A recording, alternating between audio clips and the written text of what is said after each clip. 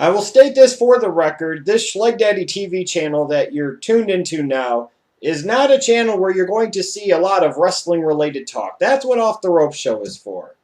This channel here is where I'm going to be talking about sports and politics and social matters and things about life, what have you.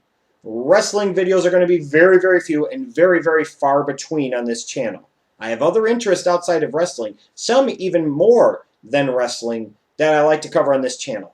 But seeing as I've been gone from the past two OTRS Raw reviews, I figured you might actually want to hear what I thought about Raw this week. And I'll address really quickly where I've been the past two Raw reviews. Last week, I didn't want to watch Raw. So I didn't watch Raw. Still haven't watched last week's Raw. Have no intention of watching last week's Raw. Didn't watch SmackDown last week either. Took a break from the WWE last week for 1 week. Because I wanted to. This week, the Bears were playing Monday night. And there was the third presidential debate. And I was hanging with Tony, who was watching Game 7 of the NLCS, where his Giants were playing for a chance to go to the World Series. Also explaining why Triple T wasn't on the Raw review this week. So, some of you that have watched OTRS for a while probably could have and should have been able to put two and two together of the Bears are playing Monday night, there's a presidential debate, Tony might not be there because of the Game 7 of the NLCS, so it really doesn't need to be explained much more than that. I have one request, one simple request that I hope can be honored on this video, but we shall see. Over the past two Raw reviews, a lot of you have made your cases known about this, that, and every damn thing else, and bitched about this, that, and everything else, what have you. You know, you're entitled to your opinion. But could we please, I don't want to sit there and look at the comments on this video and see 60% of them of you guys trying to bury somebody else on Off the Rope Show and talking about this and that. Could we please keep the comments to what I discussed in the Raw review and pertaining to Raw? Thank you. I appreciate it. Now let's get on with the review. As soon as I saw on Monday afternoon that AJ Lee was talking about an emergency meeting with the board of directors and hashtag nervous, I'm like, oh God, we're going to get something screwy on Raw this week, aren't we? I'll get to that in a second. It was funny to me when John Cena came out and he was talking about Ryback. You knew that he was going out there trying to indoctrinate us onto the Ryback side, the feed me more side, if you will. I kind of laughed about that. His promo was pretty good. The interaction when Punk came out, the interaction between him and Punk was pretty good. Did you notice, though, that Cena was making sure everybody knew that his elbow was okay, and he was medically cleared, and that he was ready to fight now? Could there be something up still for Hell in a Cell Sunday where you still get Punk versus Cena for the belt? Don't dismiss the possibilities. As far as the screwy stuff with AJ Lee, you get a Vince McMahon and AJ Lee arriving in a limousine together. You're like, oh God. I'm like, please let her be fired. Please let her be fired. Not as a talent. Not as a talent, just as GM. You tried that idea. It was stupid. It's failed. Time to move the fuck on. And that's basically what they did by having AJ Lee resign because of allegations of fraternization amongst the ranks and having an illegitimate affair. Which is kind of funny when, you know, they're basically alluding that Vicky Guerrero reported her. Wasn't this the same Vicky Guerrero that was married to the World Heavyweight Champ on SmackDown? Was in a relationship with an active competitor that clearly affected her ability to run and manage the show? Woo! Plot holes! You stick your head in them, you be like an ostrich in the sand, you fucking get lost.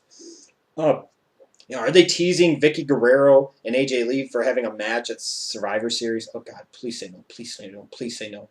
But it got even kind of squirrelier and screwier because apparently now we're supposed to have some type of are they or aren't they with John Cena and AJ Lee, and whether or not, you know, it was a business dinner or if it was more than business. Oh, now they were actually going to go there and try to make John Cena some type of womanizer where he's having sex with all the divas. You know, that would make him a flawed babyface. And I bet you WWE, he'd actually get more over as a babyface because eventually people would start to sympathize with him more because he has flaws and people can identify with those flaws and he'd have an ability to come back and improve as a man based off of those flaws. But you won't do it. This will be something stupid. It almost always is, isn't it? And as far as stuff pertaining to John Cena and AJ Lee, When Dolph Ziggler was doing that interview backstage, did it strike anybody else? It's like, why is he just randomly kind of talking about AJ Lee? Yes, he's associated with Vicky Guerrero, what have you, but he's talking about AJ Lee and then John Cena. Is this them planting the seed potentially to start a full-on John Cena versus Dolph Ziggler feud? Does that mean that Ziggler's not going to cash in the Money in the Bank for a couple more months? Or are they going to have some type of tag match like Cena and AJ Lee versus Dolph Ziggler and Vicky at Survivor Series?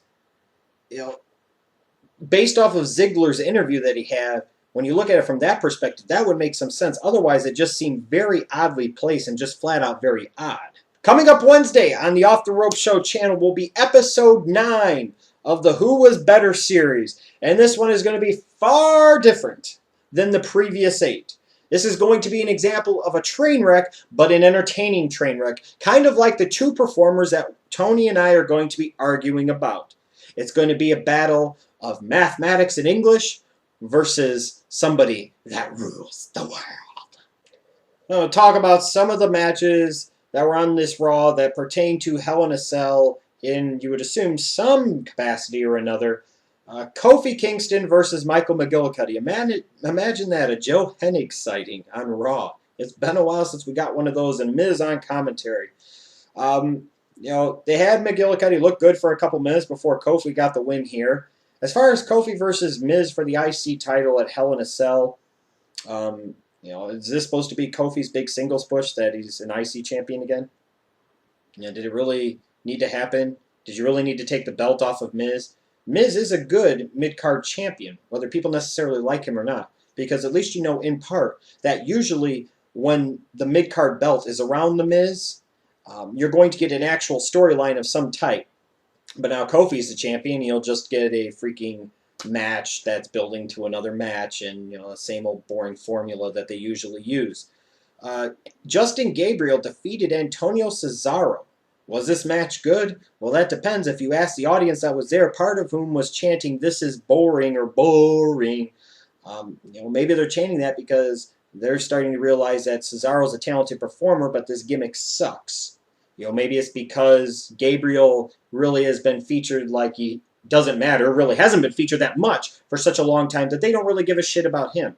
Is this going to be a U.S. title match actually on the Hell in a Cell pay-per-view? It could be. More likely or not, it would seem like this would be a match that would be perfectly designed for their YouTube pre-show. In that case, did you really need to devote television time on Raw to it? Maybe because you had 3 hours to fill.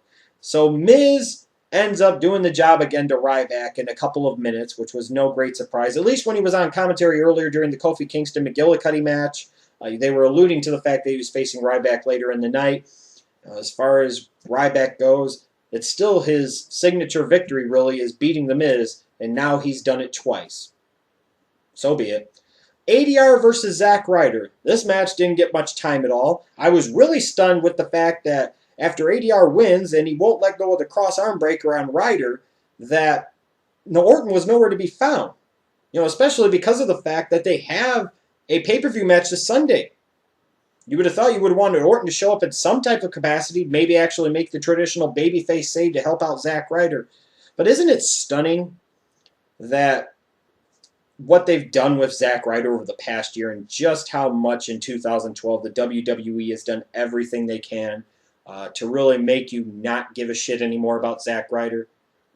Poor guy, no matter how much he tried to get you to care about him and get himself noticed and be that sacrificial lamb for the WWE finally trying to catch up to the social media wave, they basically used him as a pawn, as a kind of guinea pig, realized that they needed to get on this once and for all, since they were only a few years behind the times with the internet, and then they were just going to discard him like a piece of trash. I really feel that bad for Zack Ryder, I really do. Coming up on this Schleg Daddy TV channel later this week, you'll get some analysis of the third presidential debate between current President Barack Obama and former Governor of Massachusetts Mitt Romney. You'll get my thoughts and analysis on this. And later in the week, too, I'd like to do a topic about something sports-related, just kind of a different type of sports-related topic. And I'll give you a couple of choices, and you let me know in the comments which one you would most like to see me do. Would you like to see me do a topic about the NFL pertaining to guys that I think that if their playing careers stopped today, they would currently be Hall of Famers? Would you like me to start doing an NBA video series where I profile one player a week from the past and talk about them? Some players you may very well know and some you may not. Would you like me to talk about some type of hot button social or economic issue? I'm giving you some choices. You kind of give me your feelers about what type of specialty topic video you would like me to do on the Schleg Daddy TV channel sometime this weekend. I have a question for you guys watching this video, and it's a serious question, maybe semi-thought-provoking. How many characters, feuds, storylines do you really believe? And not just because you like somebody, but when you look at it, do you really believe are being booked well right now in the WWE? Raw, SmackDown, I don't care. How many? Because to be honest, in my opinion, and I've asked this question of a few others, and most of them seem to agree with this, is that the only thing really being booked well right now, in a compelling way at that, is the tag team division. While not perfect, in general, is far better than what we've gotten and is being done relatively well. It's the tag team division, it's the tag team champions, Daniel Bryan and Kane, Team Hell No. I mean, you look at it, Raw kicked off. One thing I really liked about Raw this week was the fact that it kicked right off with a match that kind of meant something. The tag team tournament finals that apparently you didn't get last week. The Rhodes Scholars versus Los Dos Luchadores, Rey and Sin Cara. This was a very good, strong match to kick off the show. The Rhodes Scholars win, so they're going to be the ones that face Kane and Daniel Bryan, Team Hell No, at Hell in a Cell. It was a good, exciting, and refreshing way to start off Raw. And it wasn't going to be the only time that we saw the Rhodes Scholars on this show this week. Later on in the show, you were going to have both Daniel Bryan and Kane in singles matches. Now, to be fair, these are both matches I've seen several times. I did watch Daniel Bryan versus Dolph Ziggler, and I'm sure that many members of the YWC may or may not have ejaculated while watching this match. Yes, it was the best match of the night. It's not like I had a whole lot of else to go up. Have these guys put on a much better match? Yes. So don't treat it like it was a fucking 5-star classic. It was just a good, solid television match. Now, the impressive thing about this here is, regardless of how it happened, is that Dolph Ziggler went over Daniel Bryan. Hey, how about that? Dolph Ziggler winning a match. A somewhat signature victory. God knows when they feuded in late 2010, Ziggler couldn't beat him 3 straight nights. Not once. They just had to keep jobbing to Daniel Bryan. But then you have Kane against Big Show, a match that I really wasn't going to watch, because God knows over the years how many times I've fucking seen that one. But I will say this, in between the two matches, that newly tagged game kind of had elements of this looks like it's going to be really good, but also feels like it's going to be a train wreck. The Rhodes Scholars, especially with Damian Sandow and the way he holds the mic and the eloquent way he speaks, especially with his use of the big words, if you will, that was damn good, and he did exactly what I would have done. I would have not participated in that charade this evening either, and would have been the Splitsville the fuck up out of there. No, I don't understand why they need to keep attacking Matt Striker, but I'm really looking forward to the tag team title match at Hell in a Cell. It might be the match that I'm, other than maybe the WWE Championship match because of the possibilities of what could happen there. In terms of the match itself and the performers involved, the tag team title match between the Rhodes Scholars versus Team Hell No is the match that I'm looking forward to the most at Hell in a Cell. And they devoted a good amount of television time to this title, to this feud. And hey, look at that. Kane and Daniel Bryan as tag team champions. And you get a segment that doesn't just have to be a fucking wrestling match. What a novel, brilliant concept. Thank you, WWE, for at least for a short time giving me the illusion that you give a damn about your tag teams again. So the main event of Raw was going to be the largest lumberjack match in Raw history, featuring the 2 world champions, CM Punk versus Sheamus. Well, I know they've had this match on other shows. I haven't seen this match a ton. So yes, I actually did watch the whole match. I give credit where credit was due. I thought this was a very damn good main event, go home before a pay-per-view television match. I really like the fact that it was booked the right way in the end. You have Big Show interfere with Sheamus, allowing CM Punk to get the victory, therefore getting this heel here some heat Spinning off of this world title feud, you have your WWE champion go over in a heelish way without making the babyface champion for the other brand look too weak. And then at the end, of course, hell, Punk doesn't even get his music to play. And out comes Ryback, feed me more, kicking ass, taking names. You got to give Vince credit for this, if nothing else.